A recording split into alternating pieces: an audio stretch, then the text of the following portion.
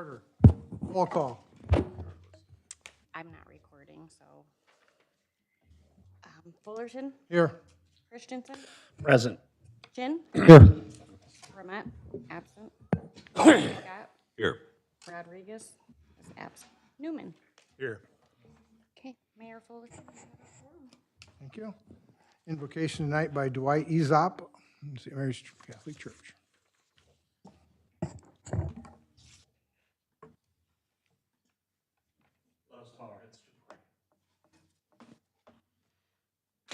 Lord our God, you are the maker of all things, human and divine.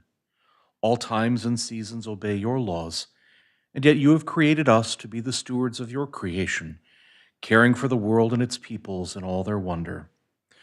We come before you as your servants. Our time of service to others may seem without end, and so we pray that you help us to accept that all that is involved in this office for which your servants have been chosen. Allow us to offer you devoted service as we seek to meet the needs of our brothers and sisters we have in you.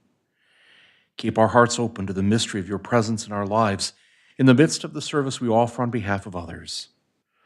Unlock for us, we pray, the secret of how in such service we may always give honor, praise, and glory to you. As your servants, we bow before you and the mystery of your will. We pray that you bless our efforts today and each day. We make this prayer through the mystery of your Godhead, Father, Son, and Holy Spirit. Amen. Thank you. All rise for the pledge. I pledge allegiance to the flag of the United States of America and to the republic for which it stands, one nation, under God, indivisible, with liberty and justice for all. Next, we have approval of the minutes from the February 9th meeting. Is there a motion? So moved. Second. Moved and seconded. Any corrections? Yes, I have one. Council member committee reports on page 2 of 5. At the end, it said, Councilmember Chin also reported the planning committee meeting had no quorum. I'm not involved with the planning committee, but the Brownfield redevelopment committee had no quorum.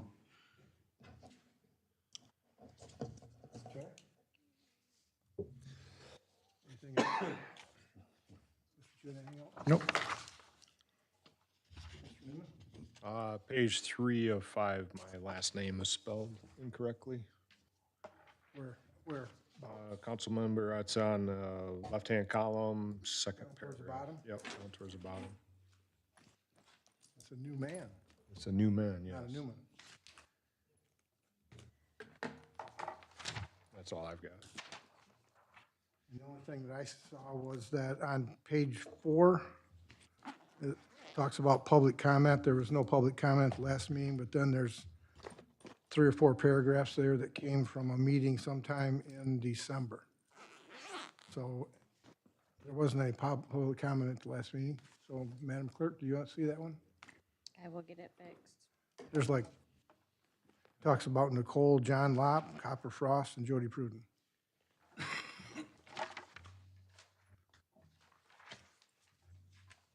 Okay, so the motion will stand to approve them as corrected. All those in favor say aye.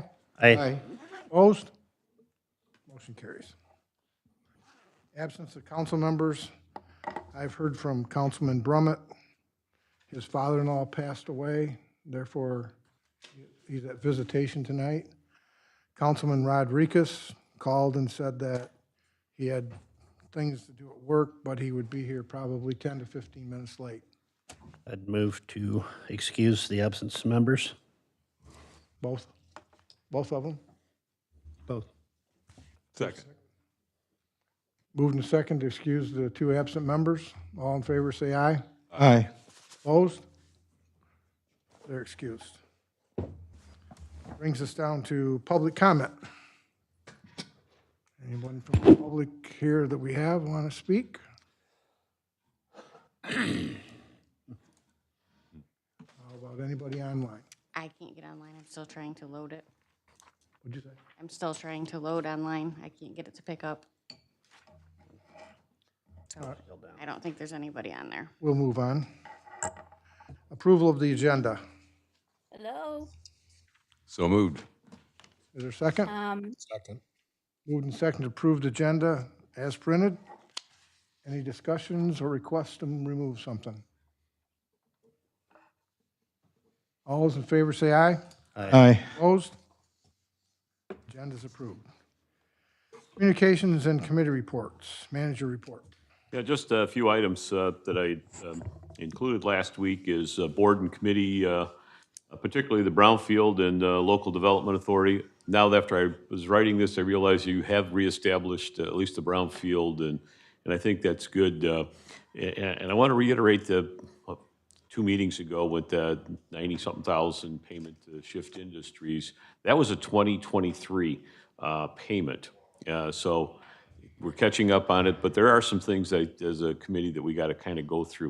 When it was established, 2017, for the current Brownfield, everything looked like it rolled pretty good, and then there's somewhere along the way things started, because of turnover, more than likely.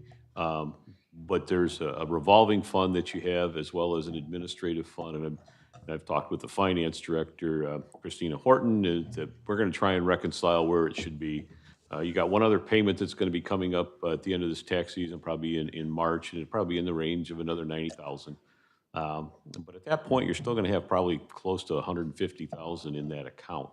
And so we kind of want to make sure where all of it belongs, because there's a couple of different designations. But it does give you some funding that you could work with, whether it's a study, some planning activities, or even helping with some remediation. So that's why I think it's good if we can get this, back functioning. There is some resources that you have to, address some problems.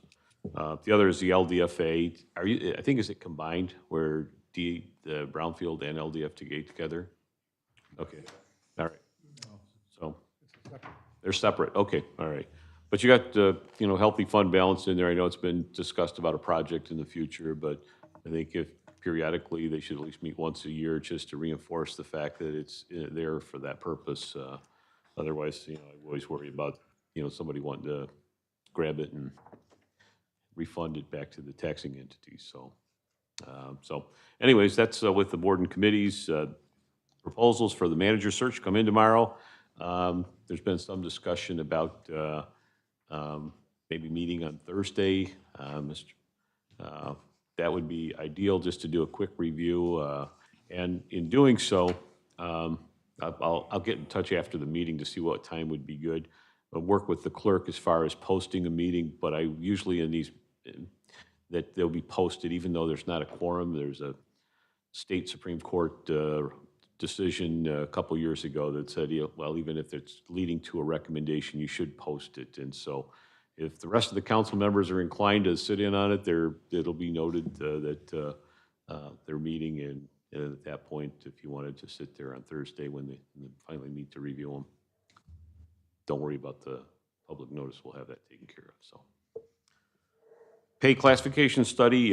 There's looking to go forward with just doing a study, and I say study, but it's essentially an update of job descriptions, responsibilities for the non-union department head positions.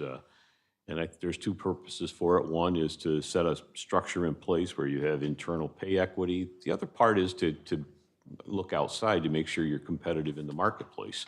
And so there is funding in the manager's budget for it. You're not paying any more health insurance for the rest of the fiscal year, no more pension, retirement contributions, those type of things. So when you look at it, we should be able to. Now, because it's under the 15 or 20,000, and I'm guessing it's going to be in the range, I would just go forward with it, but certainly keep the council apprised of where we end up. I would solicit bids for the study itself. So, thoughts, comments? I have a comment backing up to the shift payment. I'm just wondering if this is something else, that we're going to create an Excel spreadsheet for other entities that fall into this category of brownfield and are. There has been, the spreadsheet in the past was very good, to be honest with you, when it started. And it looked like it ran really well for a few years, and then it just kind of, I couldn't follow it after that. I guess I'm asking, we need to re-engage the spreadsheet. Yes, we do. Yes, we do. All Yeah, right. yeah, because there are some resources that you have to work with. It's just Indeed. trying to figure out how it's classified.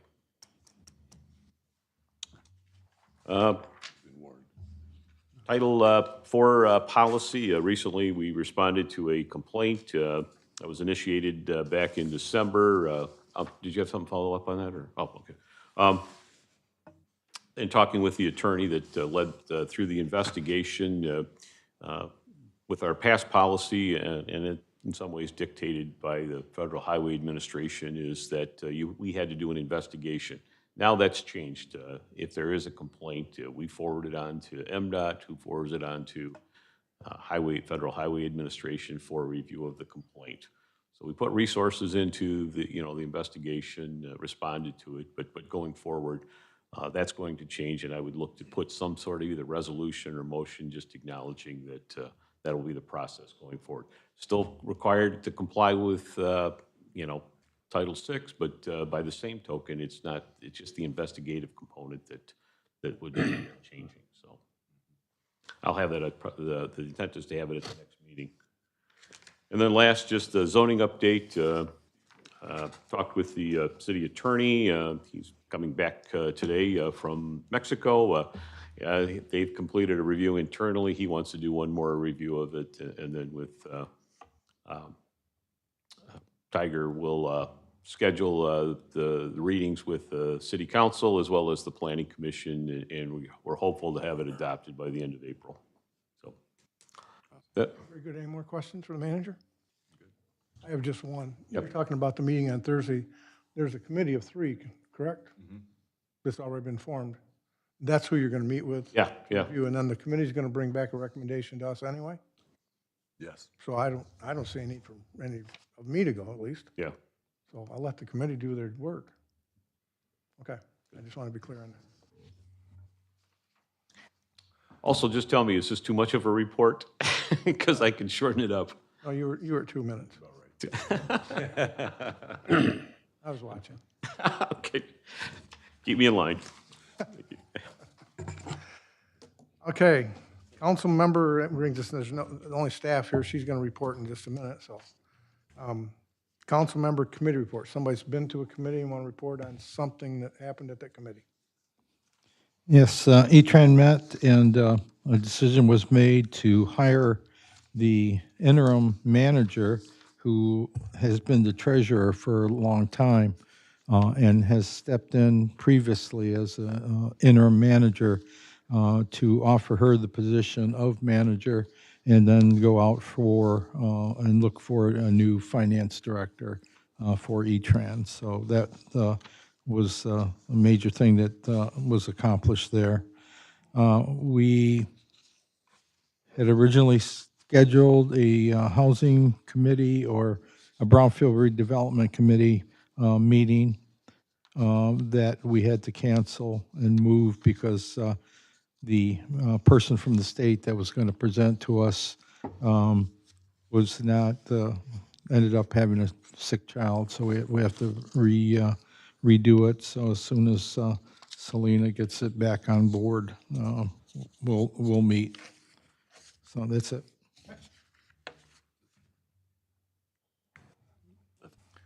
Move us on to the consent agenda. Move to approve. Second? On the consent agenda is the approval of claims and expenditures totaling $382,274.83. Approve renumbering of 2026 resolutions that were just misnumbered. That's just a cleanup in the clerk's office. And approve a request to apply for body camera grant from the police department, so that we know that, we don't know the price yet, how much, but we do know that they may be able to get a substantial amount of the grant. And the last is to approve a resolution 2026-09 to close the 100 block of East Harris for Needful Things anniversary, 8th to May 10th, and that's just the 100 block. They're going to have tents and food shacks and whatever so it'll be just a good thing. Any questions on the consent agenda? All those in favor say aye. Aye. Opposed? Consent agenda is approved. Business agenda. Consider approval and adoption of the Community Development Block Grant Procurement Policy. Pretty much mumbo jumbo, but Move to approve. So moved. been moved and seconded to approve the procurement for that. Any discussion? I was hoping to have a little presentation on that, but I thought it read beautifully. And it's, I don't know, for me, it's kind of just what we've been looking for and working toward for the last year, so it's great. It's moving in the correct direction in what we're trying to do. Okay. Nothing more to Any add. other comments? We're getting ready to, we voted on the consent agenda, now we're at A, approving the Community Development Block Grant Procurement Policy. Perfect, thank you. Everything with that? Thanks. Did you have any comments with that? Oh, can I see that again real quick? The procurement policy. Selena's been working on it. No, I'm You're good. good. All those in favor of the motion to approve, say aye. Aye. Opposed? Motion carries. Consider approval of sole source authorization, flow monitoring, and hydraulic modeling from Fishbeck. Is there a motion? Motion. Second. Move. Second. Stephanie, you want to come up and explain all this to us?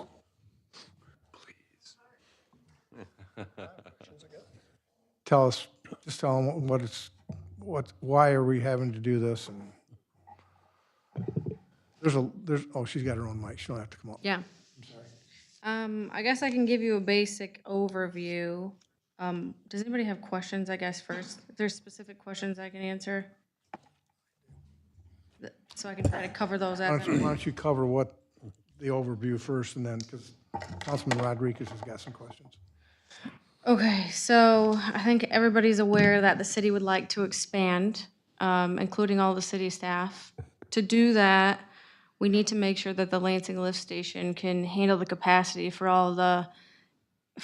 everything that we'd like to add into the city that goes to that lift station. So for instance, the one apartment complex that's coming to the planning commission, I think, for pre-approval. There's another apartment complex that wants to go in behind that, which is significantly larger. The Lansing lift station also has all of the industrial park in it.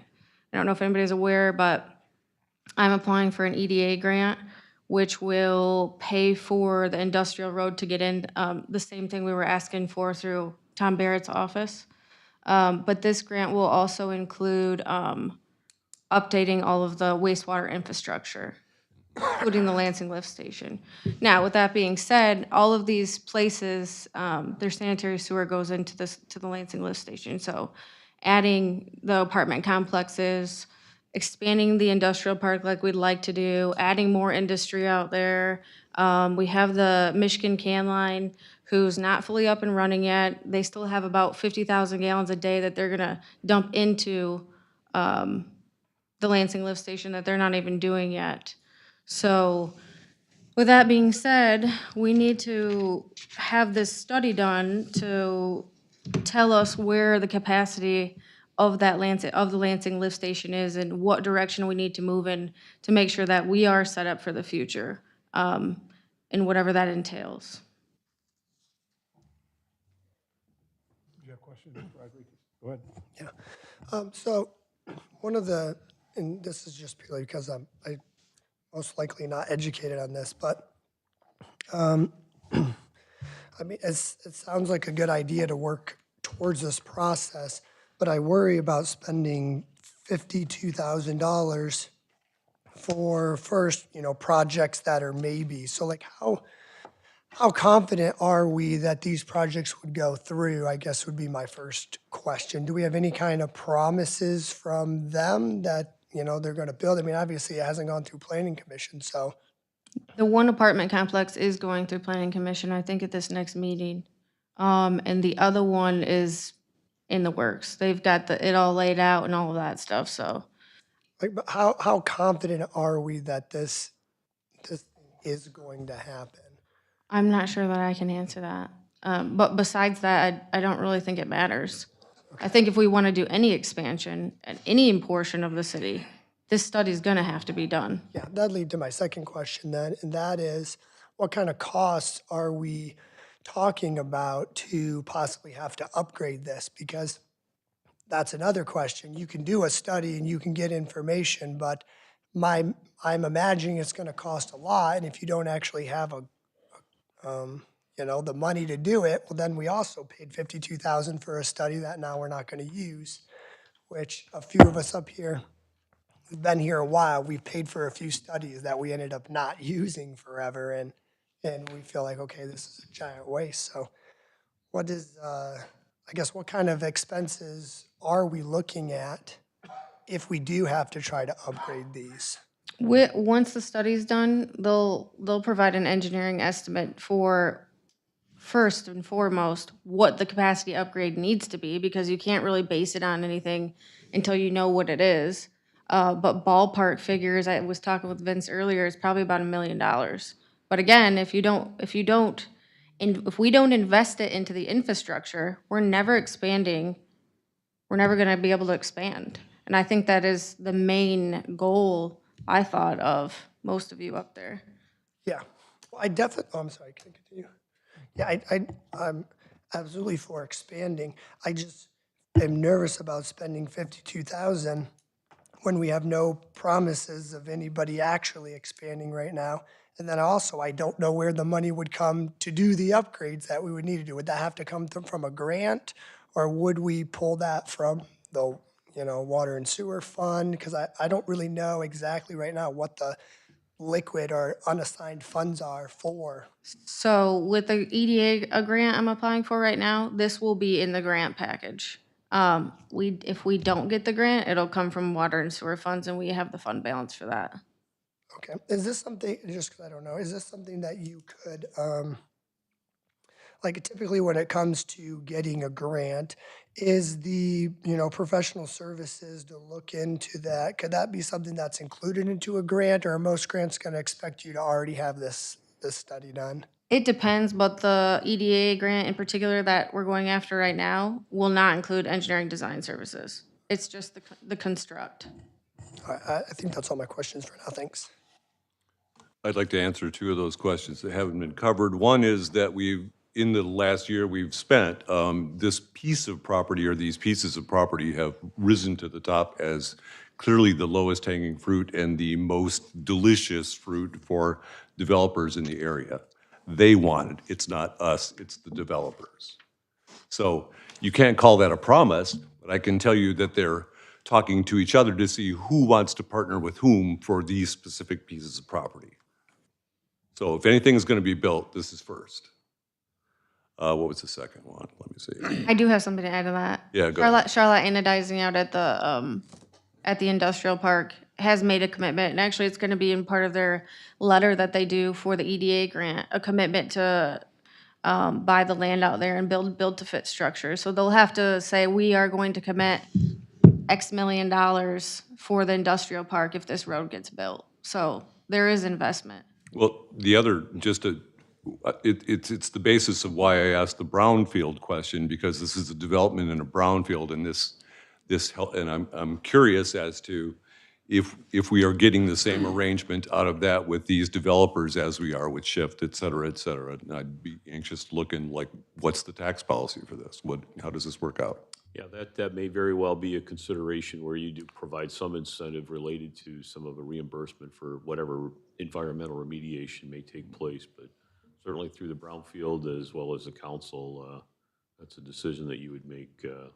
And sometimes that's just what gets projects over the top is that sort of incentive, so.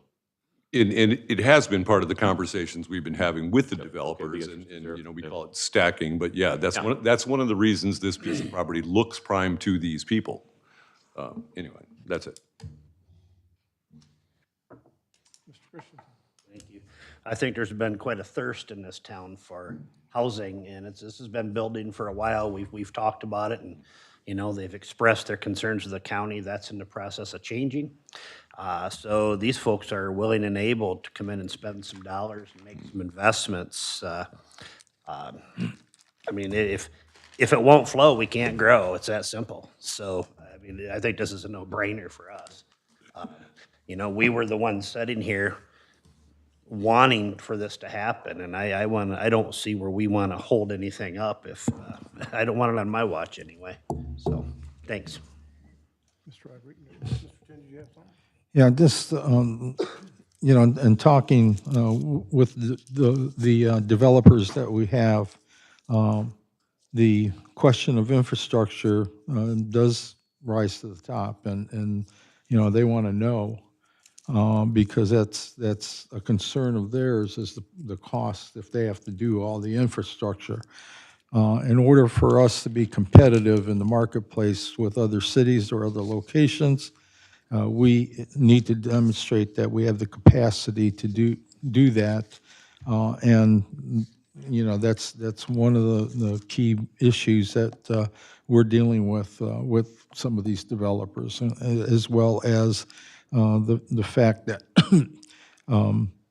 you know, with the issue with the brownfield sites and what we can do with those and that type of thing. So it's important. I think the issue is that we need to know what capacity that we have before we start promising some of these developers that we can take care of it and find out that we're way short and we've got to do something about it. So this study is certainly one that will give us that information. The only issue that I have is, even though I'm in strong support, the issue of sole source is again a big issue for me, and I don't see it meeting the policy requirements from the standpoint of what was established in the purchasing policy. So. Again, no bid service contracts are a big issue for me because of the fact that every one that I've pushed to bid has ended up costing far less than what was proposed in the first place. So I don't see that having a bid for the services does anything but make sure that the amount of money that we're spending is in line.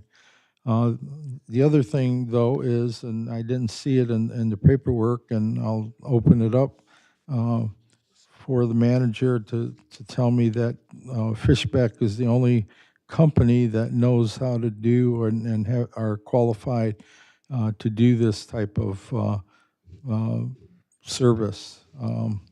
Are there other companies out there that do the same kind of work from that standpoint? So that's all. Do you have an answer for that? Yes, there are other firms that can do the work. One of the reasons I support the sole source is that Fishbeck does have our GIS system, our water reliability, our water system modeled, and I think the cost of, if you roll it out with another firm, trying to incorporate that in will add some additional cost, taking data from one engineering company to another.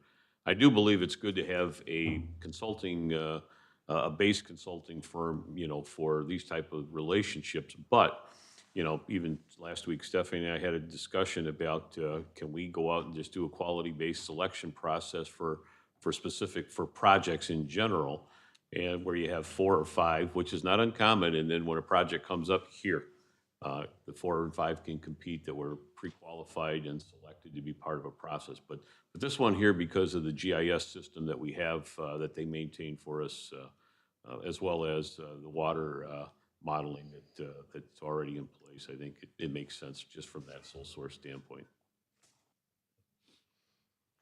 Mr. Rodriguez, have a question? Yeah, first I have a question for you. In the past, you've talked about, I think, that property back there, something about the property not being suitable as an old junk site or something. Is that the same property we're talking about or something else? That's the same property, but with the brownfield. But they are able to build on it? Yeah, the brownfield redevelopment would be able to, they would be able to use the money to get rid of all the bad soil. and then use it as buildable ground. Okay. I also have a question around like cost recovery analysis, right? So if you do, if you expand the housing base, you increase, taxable revenue. Like, do we have an idea realistically of, okay, these properties go in, what's a realistic timeline between getting our $1 million for upgrading this service and our other 52,000 for doing this study? Like, what's the timeline for actually recouping that money? Is that something we've looked at or no? Because Well, you can make some scenarios. I mean, part of it is you have to identify what kind of development and intensity you would expect long-term, not just with this site, but other areas like in the industrial site. You probably want to carry it forward just for the entire rest of the city. Think of this as just one of, 6 collection systems that you have. And so some of it's just based on some assumptions that you're going to make. How's the economy going? Sometimes you're rolling pretty good and then you have a great recession and things slow down for 4 or 5 years, and then you get a pandemic and it slows down again. And so but you make assumptions as to, how fast it can happen, whether it comes to fruition, positive or negative. It's just a function of marketplace and environment. But we can make assumptions that, with the development in the area that you're looking at, about what the intensity would look like and what the long-term payback is for that. But to get it precise, a quick turnaround, I think there's a start. And these things take momentum too. Once the snowball's rolling, it goes pretty quick. If you're perceived as being very easy to work with, reasonable, developers talk. And you're really in a good spot in relationship to where Lansing is. Easy access to anywhere in the Lansing area, and it's affordable. I think those are the certain qualities that they look in the marketplace. The rest is something that you can help with in making it that much more attractive for them. So I'm not sure I gave you a straight answer, but it. But no, I actually appreciate that answer, and it actually made me think of something I didn't think of, and that is, of course, upgrading the systems is not just for this one project. Obviously, it can carry over into other projects, which I don't know why I wasn't thinking of. The last thing I think it was brought up about the road that we're putting into the industrial park I know it's kind of off topic, but it's sort of there. It was brought up. Isn't there specific funds that we can only use towards the industrial park? And is that money being used for that? And do we? So the LDFA, and that will be the grant match for the grant that we're going after if we get it. So the $1 million in the LDFA will be our grant match. And then the Michigan Infrastructure Office gave us $500,000. So we'll go in with a $1.5 million match for this grant. When you say this grant, you're talking about EDA grant. I haven't applied for it yet. That's coming next. I'll bring that to you guys next council meeting. We're waiting on some final numbers for budgeting, but So the EDA grant. Sorry, disaster fund. I came to you with the build grant the last time for this downtown reconstruct.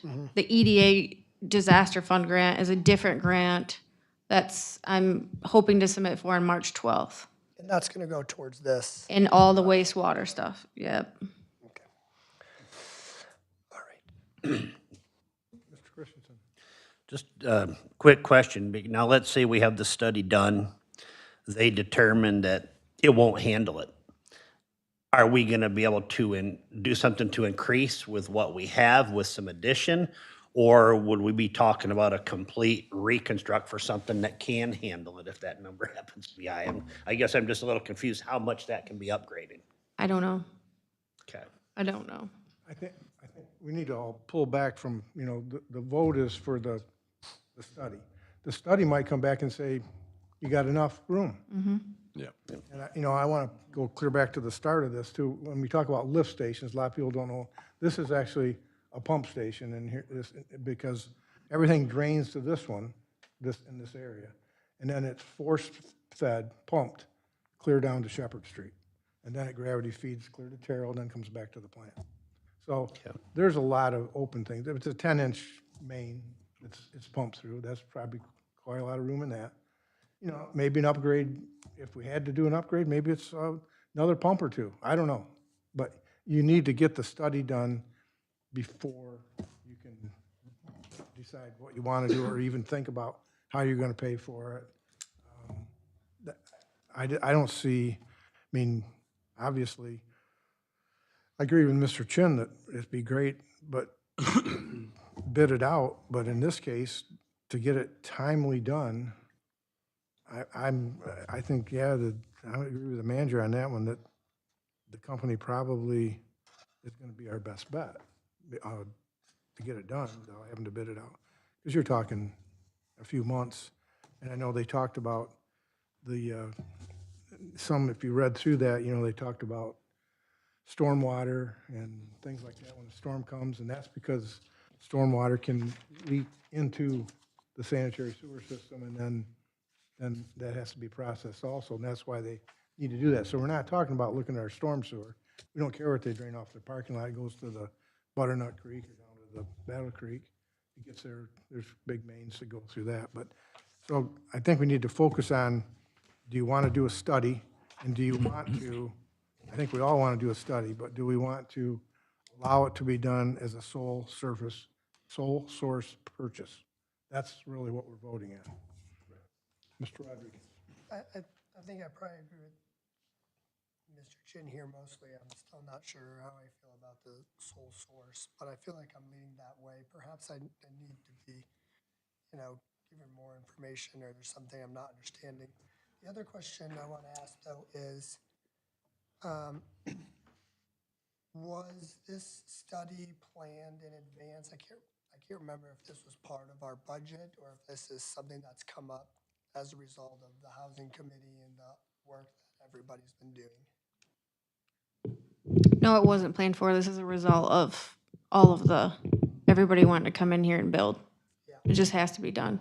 And so would this just be paid from fund balance of the general fund? Water and sewer funds, unless we get the grant. All right, I have no further questions. Thank you. Come out of the enterprise fund. Can I just do one? Mr. Scott? I just want to clarify what you just said.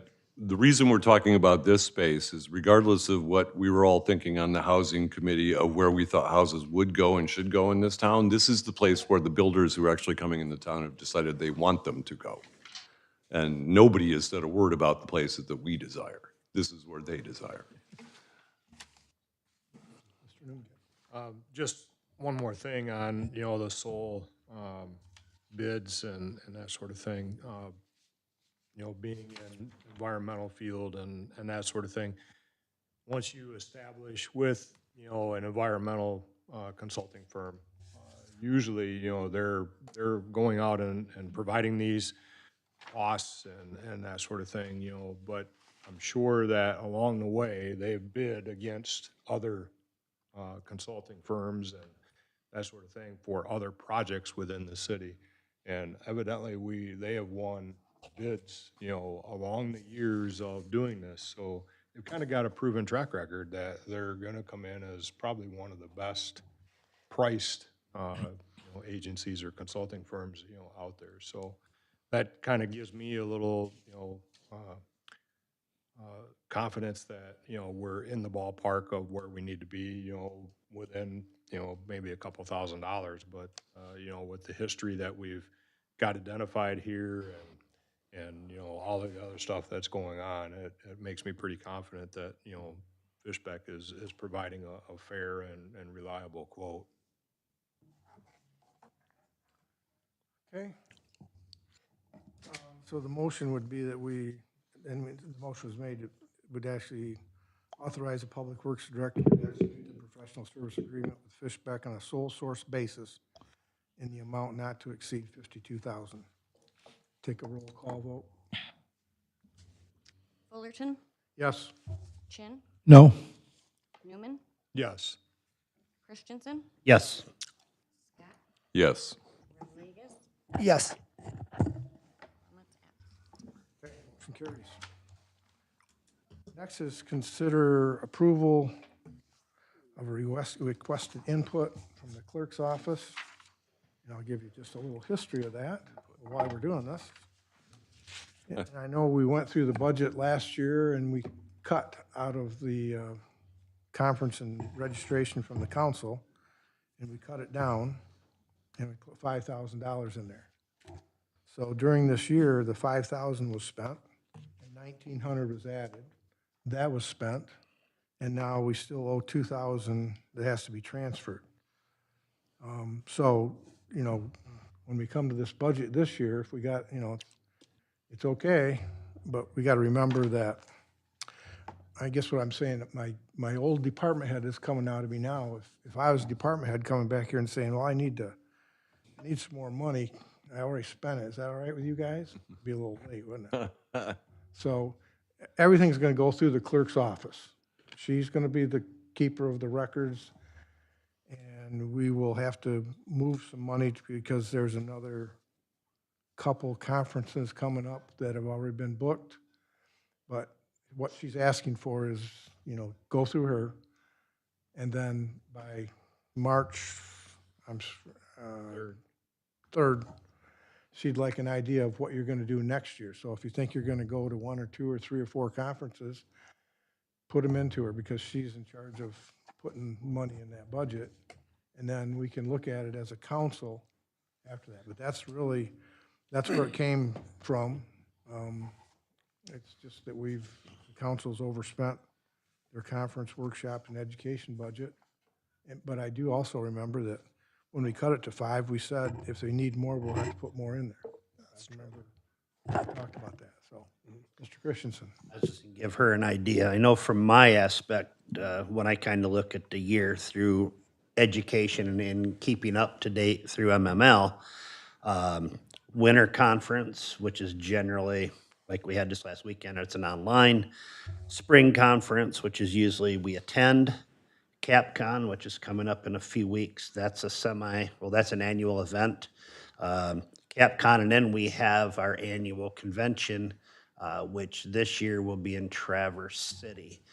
Those are the 4 main components for experience. And now the new guys, they've been through the newly elected, and they'll hit some core courses before they'll jump up to the advanced. But from my aspect, I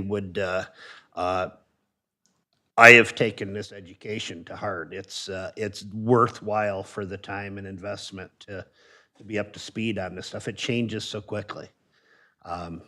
Different numbers are coming from Lansing. There's just a lot of barrage that hits, and kind of having a heads up from attending these and being able to bring that back to council, I think is a good thing. There'll be time to discuss that too. So we don't need a motion here. We need to agree that we're going to give your stuff to the clerk by next week or the week after next for this next year. That's really what, she needs an idea. Is it going to be 25,000 or are you going to keep it at 6 or 7? Mr. Rodriguez, you had something you want to say? Yeah, I just want to put this out there that I'm not sure I'm in favor of continuing to spend money towards these trainings. I think they're very important for new members, and I'm in favor of new members going in. I know if you've never been on council, I remember the first year I was on council. It's a giant learning curve, and I think these introductory courses are important. But at the end of the day, like I would really like, if people really want to continue this, I would like to see some tangible examples of information that was gathered or training that was got and what was the result of that training, because I'm not sure that I can quantify, I went to this seminar and I took this training and this is what I learned from it and this is how it's made things better. And if that can't be explained to me, I can't explain it to, the constituents who will probably never ask me about it, but I still want to know about it anyway. So I've been to a few trainings myself, the introductory level ones. I thought they were great and they were very important. But honestly, I think if I was going to spend money towards training, I would really like to see a more comprehensive plan in our next budget around training people are going to leave, training the people underneath, a replacement policy, next man up kind of thing. What happens when a city manager leaves? Are we training someone in the wings? And is there certifications and training and classes, courses that they should be taking? I feel like that would be a a better investment. So that's just where I'm at. But I'm happy to have my mind swayed there. Thanks. Any other quick comments? Just want to say, the votes we took tonight were in no small way a result of the training that we had in CEDM and other places. So I see a direct result between the meetings that I've gone to and the votes we just took tonight. A very clear result. Mr. Chin? You know, the list that Councilman Christensen gave is pretty much my list as well in terms of the education pieces. Like this past weekend, it was a virtual, and the topics that they covered really, I think, helped me understand a little bit more in terms, it was on budgeting from that standpoint. But I also look for, if you look at my calendar month to month, a lot of free training from different organizations virtually that I attend. I devote a lot of hours to those trainings, and I certainly understand where Councilman Rodriguez stands on this, and I kind of agree with him that, you know, after the conference, if we have a report back on, you know, what we covered, and I mean, I don't have a problem with that at all from that standpoint. And as Councilman Curtis said, you know, some of the stuff we learned from CEDM, which is another organization that has a couple of conferences in Lansing, it's focused on housing and the opportunities and financing and et cetera that are out there that helps us understand. I've got a CEDM conference coming up on one topic that we're struggling with, and that is the stacking of funding. And this conference is going to talk about stacking for funding that will help us understand where we have to go for the additional funds to fund, you know, and help get some of these developers to take the step and go ahead on this, because, you know, they're investing a lot of money, but they're also wanting to see if the city is interested in investing as well from that standpoint. So, and again, I think it's a great idea that we submit everything with the understanding that the clerk should have a pretty good idea what these cost because of previously, but there might be one or, you know, something else that comes up on a topic that, you know, if we can add to it, that'd be great as well. I think that can be handled in the budget, when we talk about the budget. Right. This will give her an idea of what to bring, and she'll put a number down. Yep. And you guys can either raise it or lower it or whatever you want. Personally, I've never taken any, and I don't anticipate any. So I'm pretty cheap, Yeah. 53 years will help that. pretty much. I just want, and like when we go to CapCon in a few weeks, when we go, we don't attend all the same classes. There's a multitude of classes, and we usually split up so that we can cover as many educational opportunities plus the breakout sessions that we can. I try to come home with as much knowledge as we can. Yeah. We usually sit at the breakfast and at the beginning of the thing and say, okay, which one are you going to? And, you know, and we kind of divide up where we're going from that standpoint. So, If you don't give the clerk something by March 3rd, yep. don't expect it to be on the budget. How's that? It's my list on the bottom. Discussion of fiscal year 2026-27 budget priorities, that would be the interim manager.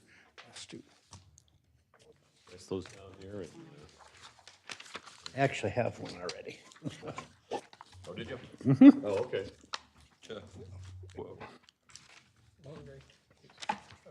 So I, part of it is, and apologize for the challenges we had with the Email. transition from Google to Outlook, but eventually we got everybody's comments in here. So I just listed what they are. I staggered them so that one wasn't concentrated with one council member. So I tried to spread it the best that I could. And, you know, there's a lot of common themes through it. You can look through that. And then on the fourth page, I basically just said, look, here's the general themes. Infrastructure, water, sewer, streets, parks, facilities. If you look at the financing, pensions came up a few times, rainy day fund, water sewer rates, public safety millage, or I should say public safety assessment. Let me clarify that. Community, placemaking, support for community events, gateway signs, parks, housing, human services. Interestingly enough, when you get to the housing tech TIF, the consultant with Beckett and Rader, John Ico-Angeli, who had worked with the Planning Commission in developing the master plan, he was a council member of mine in Monroe, and John was always kind of leaning on myself and the staff to set up a neighborhood TIF. And so there is some merit to it.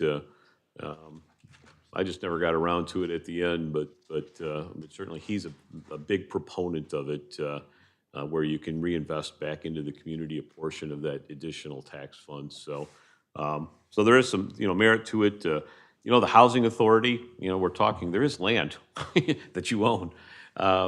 And so while you don't have what I would consider to be a traditional housing authority, but there are communities, much like Monroe and Belding, where I worked, had a housing authority in which, you know, they had units that they provided. So that's something long-term that you can consider. Again, in part, you may find some grants through MISHDA that may be supplementing a cost, if you would. But at the same time, they're a separate legal entity, but they are a municipal local government that get incorporated into your audit.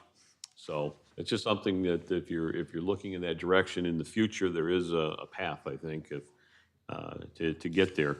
Emergency shelters, energy independence, economic development came up frequently. DDA, PA 425 agreements, a real good tool.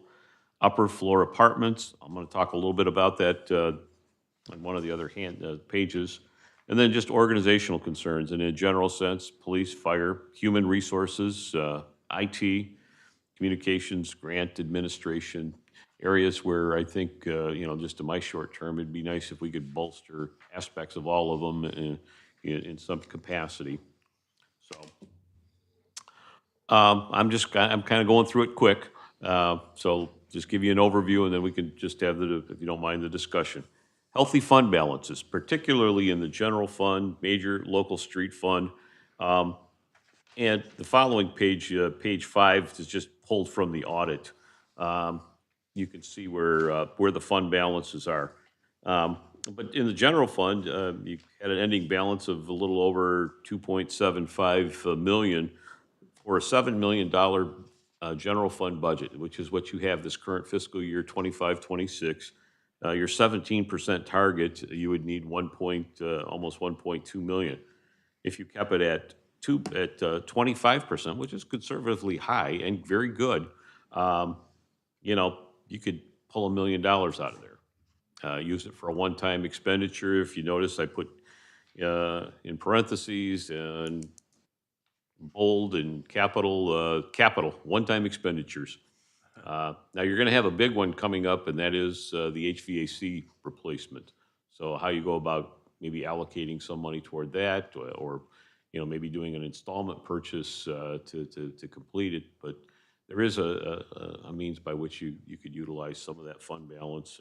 And some of the other asks out here, you know, that came up could be falling into that. Major local street funds. Again, you got almost 2.5 million in the major street fund. Target, I've used in the past as 50% of Act 51 revenues. In that case, if you took your Act 51 revenues, that fund balance target would be, you know, $450,000. I'll be honest with you, basically in those street funds, what you need is just enough to carry you through a couple of bad winters. And I gotta tell you, 450,000 will get you through a couple of bad winters. So I wouldn't recommend that you go spend it all. Part of it is, with Stephanie, we've talked about it, is some streets you can do the mill and fill, and you can do a lot of those. But you also have some that are basically in such condition, you need to reconstruct it and make sure that the underground is, you don't want to spend money and then rip it up, obviously, stating that. But you got probably close to, you know, I'd say probably close to almost a couple $1 million, at maybe $2.5 million if you wanted to spend it on there and still be what I would consider fiscally responsible within any balance that you have. So it's just something to consider and talk about. I know Stephanie's doing some work. In fact, we might talk a little bit. Are we going to talk about it tonight? The Wreath Riley thing? We can, Yeah, hold on a sec. Well, I'll be finished Okay. a little bit. We'll come back. Focus on economic development, PA 425 agreements. You actually have and I think one of it was to review the policy, but I went back and looked what you had with Eaton Township and Carmel Township. They go back to like 98, 2000. Those are actually really good agreements. They look like a win-win to me. And that's really what you're doing. And in part, I've done it on a couple of occasions where basically as part of it, you know, you basically cover the cost of whatever millage that they're levying, and because we levy a higher millage, you give them a portion back. Their tax base, their revenue grow based on your investment in the infrastructure and the development, but it does add value to the community with the 425. So, you know, I think in some ways what you have there is not a bad outlay, but you need to look through the policy. But more importantly is, you know, the players. You have to have a working relationship with the townships for this to succeed. And I'm clueless. I don't know. You would know better than I do. But there's, you know, really great opportunities out there. You know, Tiger and Dan gave me a tour the other day, and wow, there's a lot of opportunities out there. Pretty remarkable. So, housing, you know, a couple of things I've heard about the DDA upper floor apartments on a couple of occasions, some infill development, Brownfield Authority. You know, one of the things if you could flip to page 5, I just want to point one out here. So if you see down there in the general fund, you see the 2.75 that I highlighted.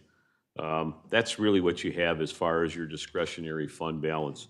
The number above it assigned, I think that's the settlement that you had where you can't draw it down, but you can use it as long as it gets reimbursed. DOI fund. Yeah, that sounds right. Where's that?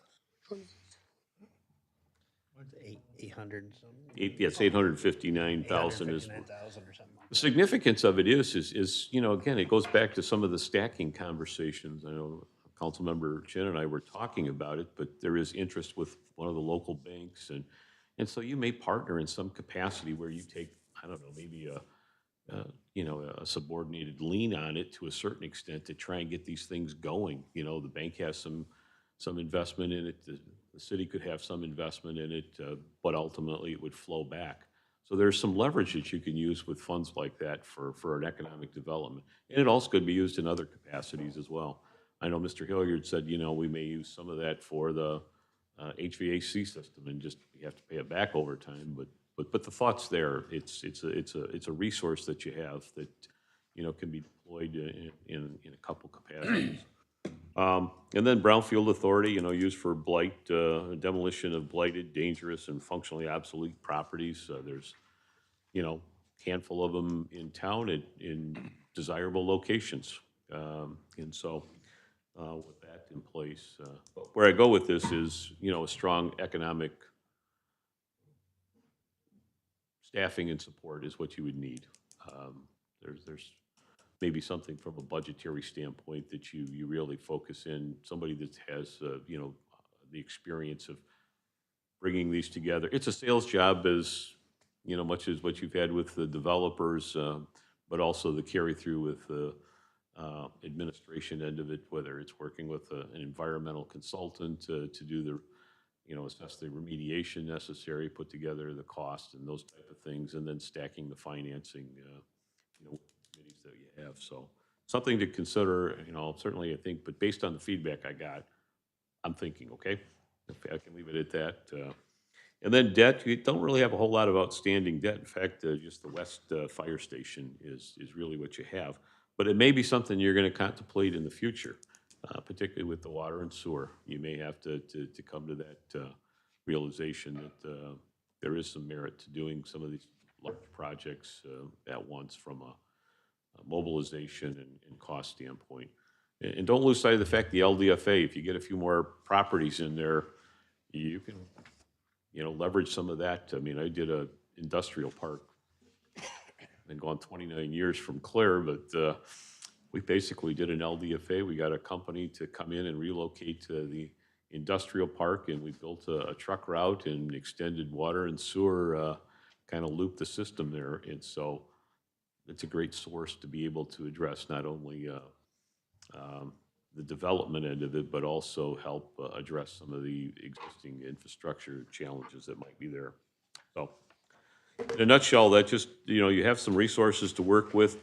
The other thing with, if you turn to page 6, what I did was, and again, it's kind of a function of a couple of comments related to the fire assessment that's been out there.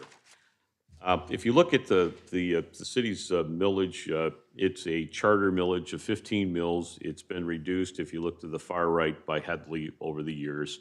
So you're levying, and let me, just for to qualify this is the 2003. I could not find the 2025, which is the most recent one. I don't think it's changed a whole lot, but it serves its purpose for illustration that I'm going to make with you. The down below, you see highlighted the PA 33 fire protection assessment, and then highlighted I'll be honest with you, I'm not sure how you can get away from it. You're pretty well capped out with your millage. The other millages that you have there, the fire debt, that's an unlimited tax general obligation. It doesn't apply to your charter or your statutory levy. So in this case here, you can levy it till you no longer need it. And then the recycling, again, doesn't apply to your charter limit or the state statutory limit regarding 20 mil levy. So my point of it is, I think the challenge to do much with it would only come at the expense of public safety operations. I'm not sure what else, given the circumstance that you have at this point in time, what other alternatives you might have other than cut. That would be it.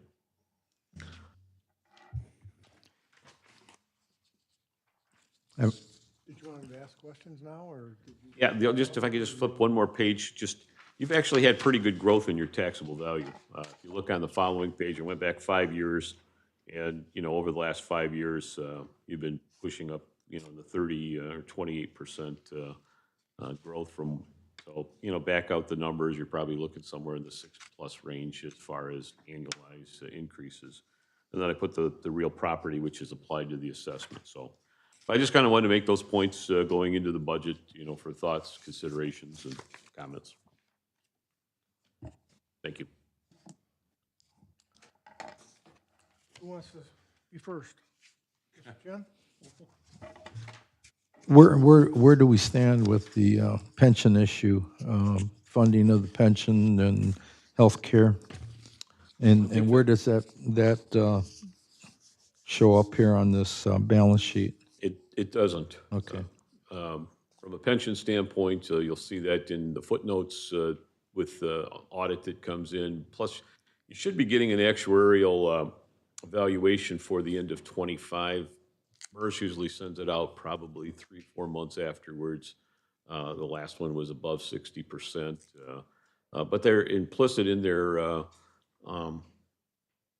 the calculations as to what your annual required contribution is a function that you're paying it down internally with them as well over a period of, I'm guessing maybe 15, 16 years, something like that. It's just kind of declining balance on it. But it's built into the, above and beyond the normal cost that you would pay for that, for the pension itself. The other with the healthcare is, I think the last time I saw it was, looked at it was 20-something%. I haven't looked at it a little bit further, but it's.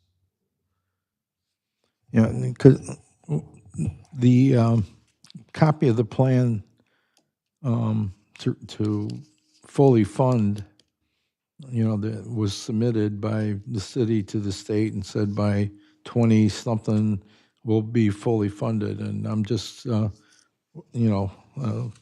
before we start using up some of this extra money, I want to make sure that somebody's cognizant of the plan, what was submitted, the date that we're supposed to be at 100%, and the plan to extend to that date.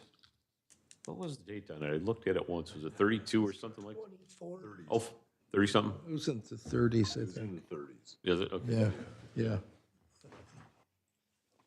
which was closer than Yeah. 35. When we get to 100%. Yeah. Oh. You can go on, I'll see if I have that. You have comments? I know we're talking about this, and I think the last meeting, Councilman Chin had give a little bit of number that he thought once the budget come out, and then with the addition of the neighborhood roads fund, we would probably come out a little bit ahead of what we had in the past. But if I read it right, and based on the road money that they're estimating for the next 3 years, I think it showed we come out ahead by like 2.1%, something in that range from what we never had gotten. So we did improve, although it didn't, I thought it was gonna be a little bit more than that. I was hopeful for the road dollars anyway, but the road dollars to me looked like about the same as if we were continuing on what we were getting from the county. Now that I think that's over now, they have to bring that back up again if they do, I think. Yeah, they're gonna take it back out for another millage. Okay.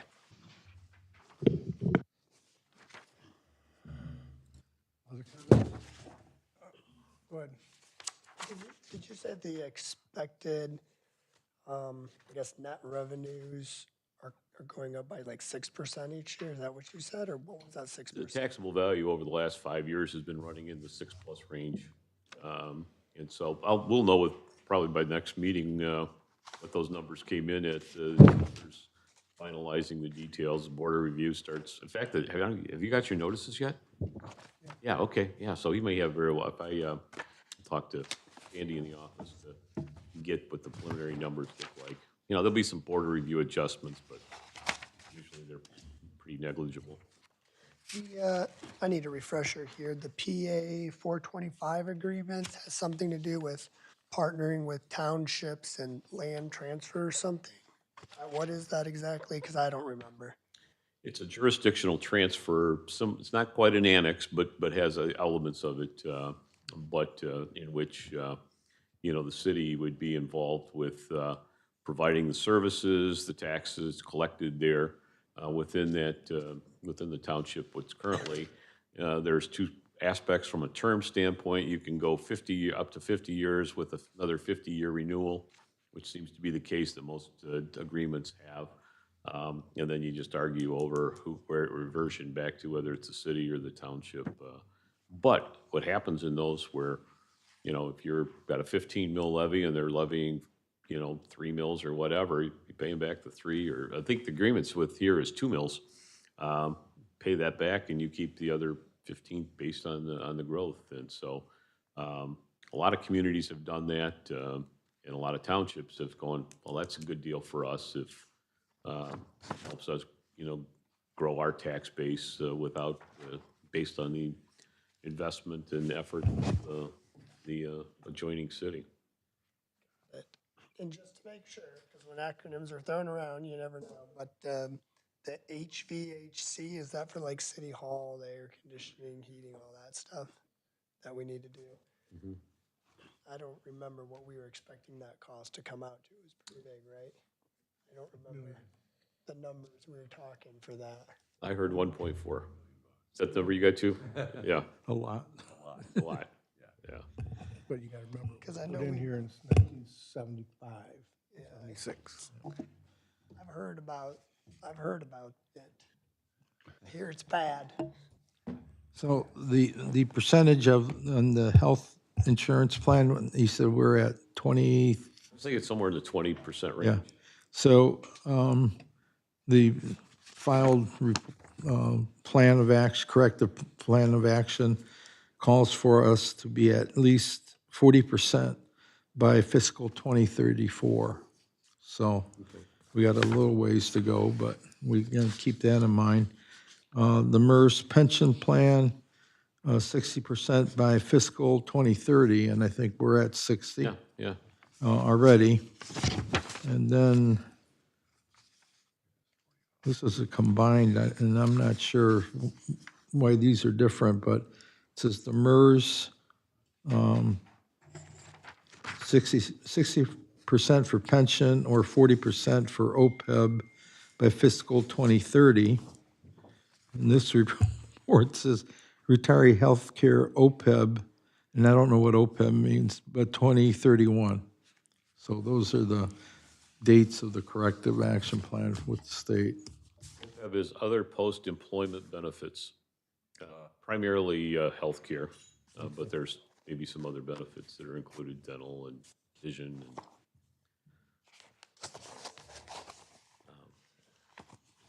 Could you help us understand, now that you've gathered from all of us kind of what our thoughts are, kind of what is your next plan of action and what are you expecting next from us? Well, for what I got out of it is, similar to what I think, what others internally, staff-wise, and just my quick observations. But to try and formulate a budget that try and hits as many of the targets you gave us. I think so that's part of the feedback that I, look for is, okay, what's important to you? And I think in a general sense, and what is doable too. There may be areas where, you can't be achieved, but at least where we took a look at it and it helped to formulate a proposed budget is to get, normally we probably would, you did some of that, but you'd have a strategic plan or goals and objectives, and I've used that to build my budgets in the past based on what the council provides, and we usually do it over a 2-year cycle. That way, you start lining everything up and to try and fit the best that you can. So this gives me good feedback, in a similar manner. Two things. So the first one is, obviously, we're going to be leaning on your expertise and staff to obviously go through all these ideas and kind of say, okay, these are the ones that I think are the most important, the most realistic, the farthest we can get. So obviously, some things will need to be cut, and we'd love to know, why that is. And Sure. a lot of times it's going to be budget, but we're obviously going to be leaning on you. A lot of this stuff is our giant wish list, of course, but it's also doable, like we have opportunities. So Yeah. we'll lean on you. The other two questions I have, one is about, which I sent an email on and you did get, but concerning the new roads that we have and the maintenance around those roads. So could you inform us as to what your plan is for those and how you plan to maintain them and take care of them? Sure, it's a good question. Stephanie, I'll let her. Yeah. So, right now, there is a product called Reclamite. It's a pavement conditioner. And there was a study. Battery died. There was a study done on it, and if you use this Reclamite within the first year of laying your pavement down, it can give you 4 to 5 years of longevity on your pavement. Now take that, you can Reclamite, you can crack seal, and then you can Reclamite again. So the longevity of your roads, you're talking about probably like 8 to 10 extra years.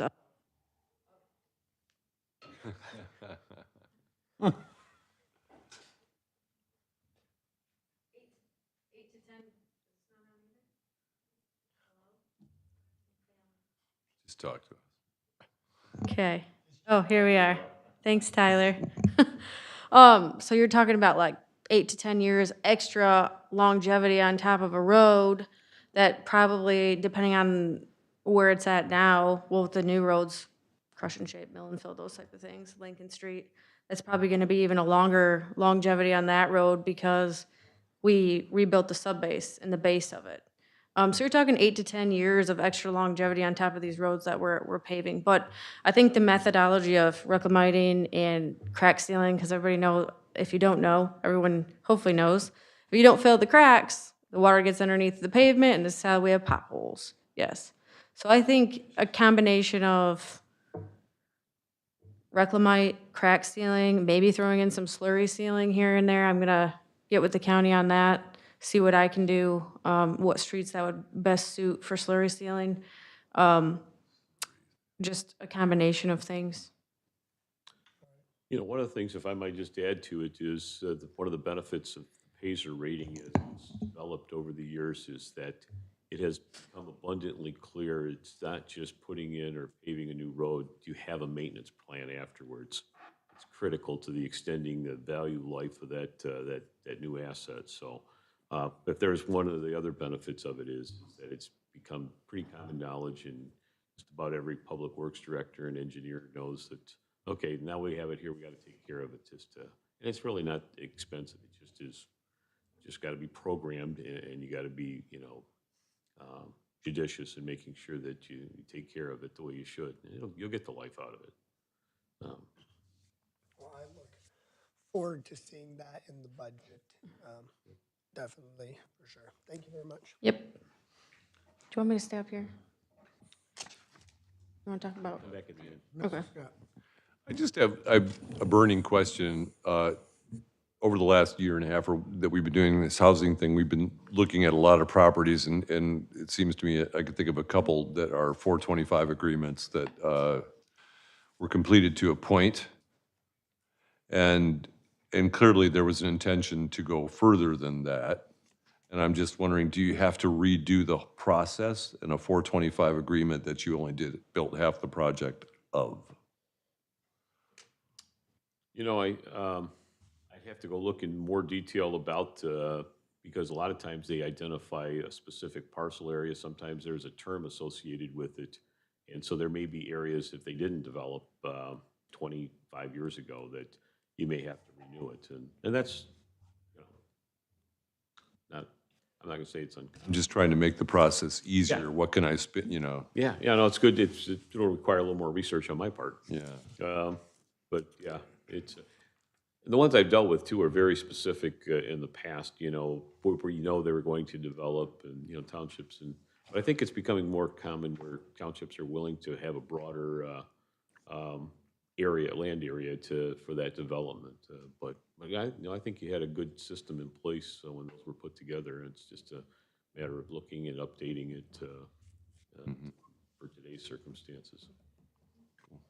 And to be honest with you, on those 425 agreements, part of the idea there was, we used to have a book. So if somebody come in, we might have 3 or 4 of those a year or more. And we had a book, you open up, here's the pages, this is what you got to fill out. And there was a little list there, this is the order you had to do these things, so that you didn't goof them up. That, unless you found it. I haven't found it, but I'm going to have to look now. So if somebody came in today and said, I want to do a 425 agreement, everybody would be going, okay, how do we do that? So that was the point of, let's get back to the simple way. When somebody comes in, we take a book out, this is what you do. And that takes somebody with expertise and time to, it was a process. It is, the township doesn't have to give up their land, No. it's still in the township, but it's in essence annexed, but it's not. And if they run the agreement out and or the development, there's a clause in all those, if the development doesn't take place in so many years, that reverts back to the township and the 425 agreement goes away. Otherwise, you'd have people all around us just 425 and in, if they could. But on the other hand, a developer or somebody else who wants that to be 425 in is going to start paying the city tax rate. we're gonna give a portion of that to the township, whatever they've been collecting anyway, and sometimes, depends on what it is, a little less, it was always negotiable. But, so if somebody wants the 425 piece of property and they get, start paying city taxes on it, they are gonna wanna develop it. That's the good thing about it. And then, once you get it developed, then, you know, they get water and sewer. That's the whole holdup is, the city, if you wanted to do a development outside the city, they're gonna need water and sewer. Right. So the city will say, no, you're not. You're gonna annex in, or we'll do a 425 and we'll give you water and sewer. That's the whole process. So it stays in the township. They get their tax money on a higher, because they developed it, then they get their tax dollars on a higher amount of assessment. But the city gets 12 mils or 11 for the city services. I really want your speed plan. So do I, but I don't know where it went. Let us get that. Look, It was in a book. Mr. Christensen. I just wanted to ask Stephanie, this process you were talking about to help give longevity to the streets, would that apply to our parking lots as well? I noticed the parking lots, we're starting to see a lot of cracks in them, and I'm just wondering if that's a possibility. Yeah, so I plan on putting the parking lots in my longevity plan, if you will call it. Probably about 75% of the parking lots are not even at maintenance level right now. They need to be redone so I can put them into a rotation. My goal is to have streets on a rotation, right? So this year I know I'm doing these streets maintenance work, right? I'm just talking about maintenance work. This year, this is what gets maintenance, right? A road doesn't need to be maintenance every year if you take care of them from the start. For the most part, I mean, there might be some light crack sealing and stuff like that, but to get them on a rotation, including the parking lots, is the goal, the idea anyways. Before we, I'm sorry. Go ahead. We were going to talk, Stephanie had gotten, last year, the city had bid out paving services. Reith Riley was the low bidder by 13-14%, something like that. They approached her about whether the city would be willing to accept, they would hold the cost, of which they were the low bid, to do some spring paving work. So, you know, again, they were the low bid pretty substantially, you know, I thought last year with 4 other bidders, and they're a very legitimate paving company. And so, you know, Stephanie and I had the conversation that we'll bring it up and see if the council's pleasure is there, but they're willing to hold the unit prices that they provided last year. And eventually we'd be looking at some spring, you know, some work done this year. We'd have to pull it out of some of our fund balance, but and Stephanie could identify which roads that we'd probably be looking at. Yes, I can. What's that? I said, yes, I can. Yep. So is there a willingness for council to consider that if we brought that back, you know, in that form? We could just extend the contract. And to remind you all, the HMA prices in that contract were around $70 a ton. Normally it's $110. So for instance, like Lincoln Street, the engineer's estimate on that based off of the prices that we paid for these streets right out here, Washington, Oliver, and Stoddard, was about an $840,000 job. We did it for $500,000 with that contract last year. Or this past fall. And that I did send him the streets. I can tell you them if you'd like. But I also included all the parking lots down Washington, city parking lots, and then the West Side Fire Station, because that needs some help. The parking lots over here off of Bostwick are not as in bad of shape. And like I said, getting everything on a rotation means I can't do them all at once. I don't want to do them all at once because then the rotation is going to be that much harder for dollars every year. So if I can get them on a staggered rotation, it'll be easier. Which brings up a question in those Washington parking lots. I was working with Rob a month ago or whatever to get some handicap parking at John's end of that parking lot. For the businesses that are on, they basically have no handicap parking, at the Lovett end. Got ya. right, and I don't know where that is. But I was wondering if, Never heard of it. right, which is why I'm bringing it up right now. Right, that's where we were on that. As a business owner, right down there was saying, man, we got people in wheelchairs getting out of their cars, having to go around the block because they can't, we need a Yeah. place to park. Not sure, I didn't hear about that. Right, we'll talk about it. Yeah. Thank you. That's as easy as painting, by the way. We've got the paint at the garage. At that work, if you're obligated anyways to meet the requirement Yeah. of handicap space. There's ADA compliance stuff that's supposed to be followed, so, yeah. So, to answer your question, yeah, I mean, I think I'm interested in that for sure. That sounds good. And then I have one other thing, I guess this kind of goes to the housing committee, but somebody put in infill development, which to me brings the greatest bang for its buck when you're talking about like housing and expanding housing where you already have stuff, where you don't have to annex in and run water to it. There's a lot of space, even downtown, even in my own business, where you could fit 4 apartments just above my karate school, so there's getting the infilling done. And people ask me, why have you added apartments up there? Well, it's very costly. It's very costly because the upstairs are not in good condition at all. They need a lot of rework, so hopefully you guys continue to focus on that. I'm glad to see that came up. So I guess where we're at then, Mr. Chin, did you have something else? Well, what I would like to suggest is that now that this document is out, certainly having a list of, 40-some things is unrealistic. We need to concentrate and slim this down for what do we expect that we can do in this coming year, in this coming budget.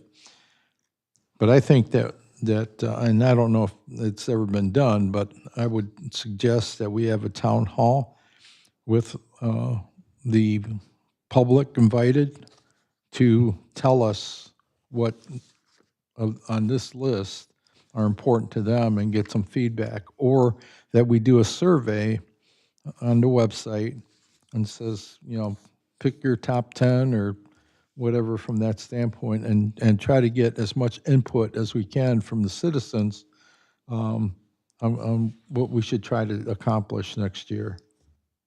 So that would be my suggestion, to try to get some input from our citizens, as well as to have a list that's, and the city manager will have to tell us, is it realistic or not from that standpoint, and then we can go from there, because we know how much money, revenue sharing that we're going to be getting, which will be cut a little bit. We know that we'll have more money from transportation for the roads. Exactly what that number is, we don't know. They've done revenue estimates for that, and what we should expect money-wise. And then the fire and police dollars as well. So that would be my suggestion. Okay, so really what I'm hearing is that the manager supplied us this list, and what he said was that this gives him something to go with. If we let the manager manage and let the department heads work with him, and then at the same time, if he finds a way that he can get public input on some of these things, or cut some of them out, or whatever that you don't think are, I think this could make the budget a lot simpler for us if we let him run with what he thinks and get the departments involved and see what he comes up with. I mean, that would be, I think that's, unless you're looking for something else. No, I think the feedback I've got is good. And a lot of times there's things that you'll have some, part of it is I'm just following up with, thinking through Councilman Chin's suggestion. There is public hearings required to adopt the budget. How do you get that feedback once you kind of get the core of it in place? I mean, there's some discretionary items that council, may, have to make some decisions on one way or the other, like the HVAC system, that type of thing. How do you apply, do the financing and if you're gonna go forward with it and those type of things.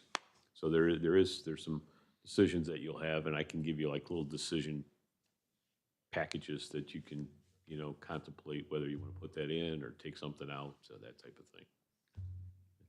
Sounds like a good idea. Yeah, and that way you get public input from it as well. Okay, so you'll proceed forward then, correct? I got plenty to do. All right. Brings us to public comment. Mr. Public, do you want to comment? Anyone? John? Duck in case the axe comes out. Bueller? Anybody online this time?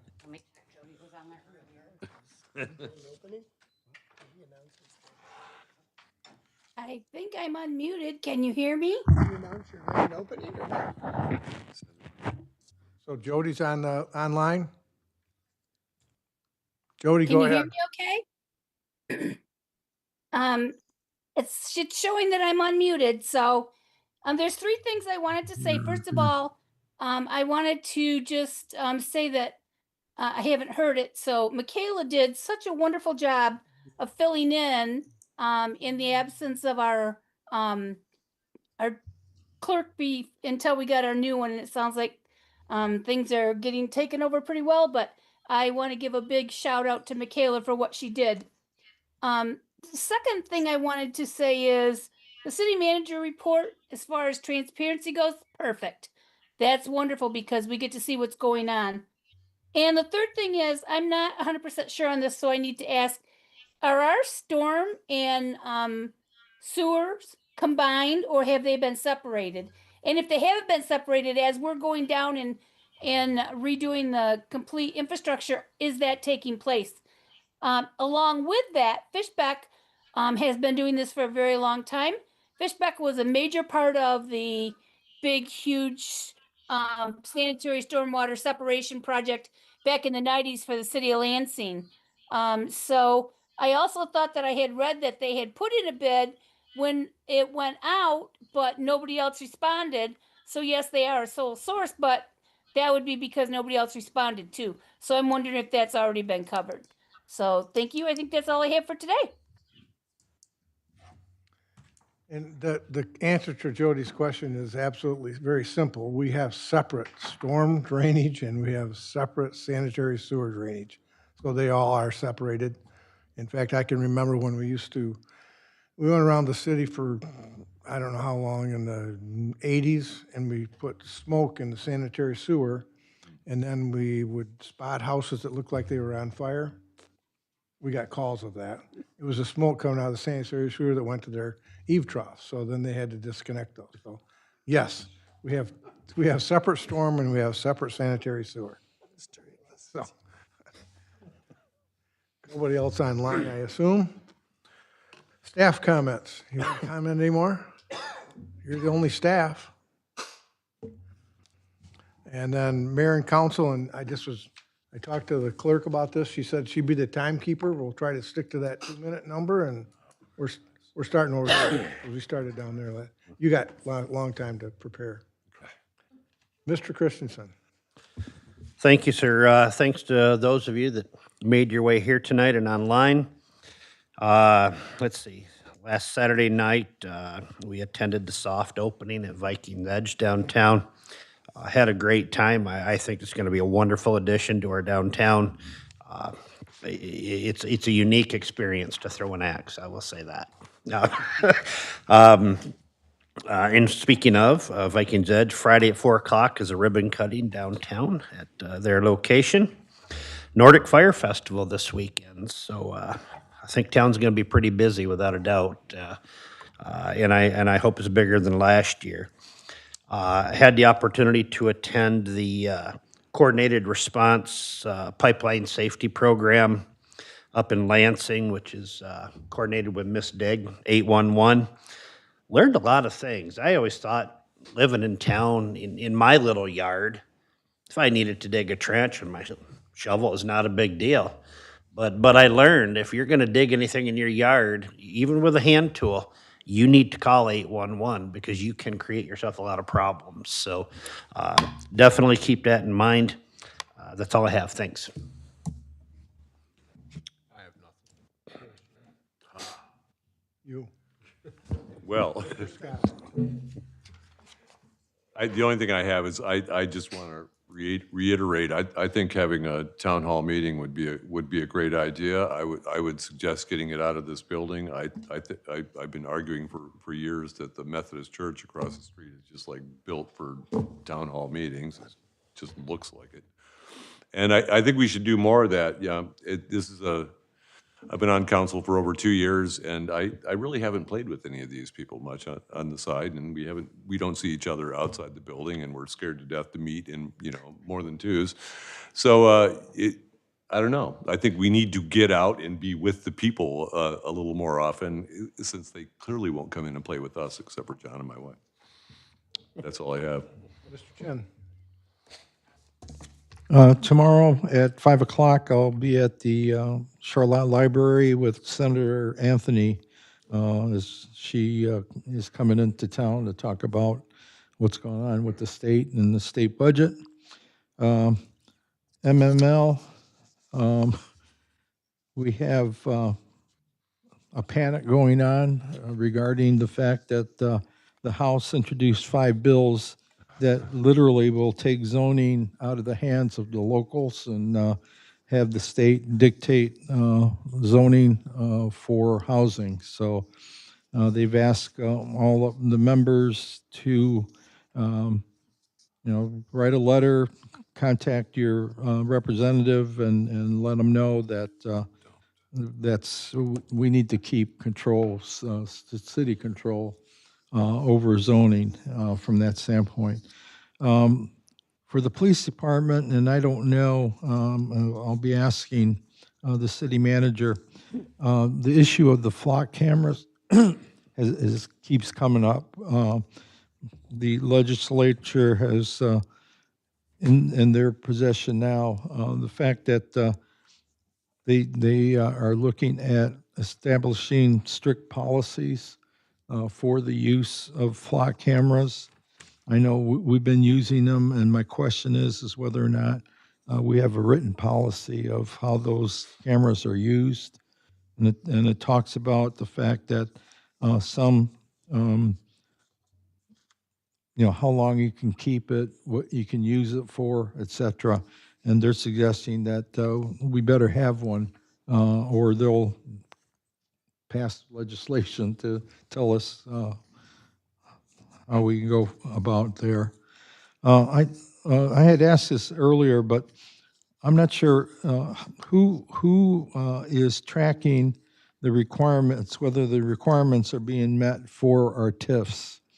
I don't need an answer, but that's a question I've always asked. I don't know how many TIFs we got out there, and what I know the 3 that I've approved on council. I think 2 before this council, 1 at the council, on whether or not some of them are tied to employees, how many employees they have guaranteed, and whether or not those are being met. The other is I would like to get a report down the line here of the audit findings and some of the corrections that have to be made. And I don't know whether or not that's being tracked or how that's being reported to make sure that we're addressing the audit issues that have brought up. And of course, the governor's budget, it is what it is now. And fortunately, Charlotte's not going to get hurt too bad with it. Actually, we're in the positive from that standpoint. The application, somebody asked me to look into the application that on the Barrett issue. I don't know if you've heard back on that, but I think we did not get anything from that. So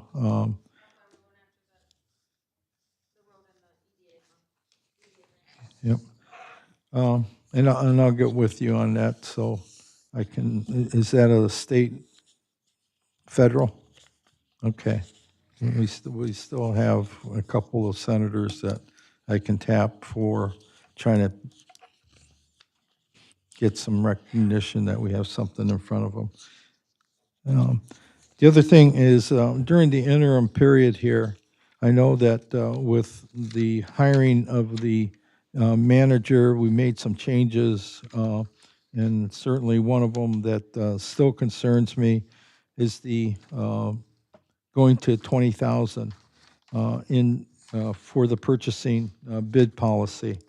And I believe that's for a city our size and our budget in comparison to other cities, that's the highest authorization of any city in Michigan. So I'd like to, the council to consider and in a future meeting of bringing that back down to 10,000 that it was originally set at. That's it. You used up your 2 minutes. Mr. Rodriguez.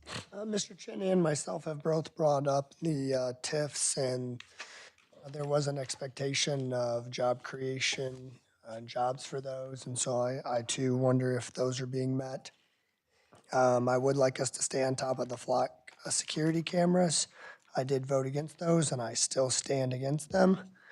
With that said, it's probably a good idea for us to have a good policy in place on the rules, although I think that's probably all going through the court system and probably heading its way right on up there to possibly the Supreme Court. So perhaps that'll be decided for us. And then a question I asked earlier with a bunch of other questions is, what does the city manager expect from the council next? So I think we got your plan, what you're going to go and do, but whatever our next step is, whatever you see as our next step would be good. Although I've been through this process a few times in recent years, we haven't really been able to follow the budget plan and timeline that I went through at least 3 years ago, given our situations in recent years. So seeing what your proposed timeline would be, and I can send you over what my thoughts would be as well, if that's what you want. But, getting it from you and then allowing the council to kind of see that and agree to it would probably be pretty good. That's it, thanks. Okay, and then I think I was pretty clear. I think you're going to go to work without any more input from the council, aren't you? Well, I'll bring it back, yeah. I got kind of a general idea and try and fit as much as I can in there. But there's still gonna be some discretion where, look, here's a package where you guys can divvy it up. Give you the app, make gonna it give you the fit, app. based on your priorities. Yeah, cool. That is. Motion to adjourn? So moved. Second. Second? All in favor, say aye. Aye. Meeting adjourned. What time Thursday?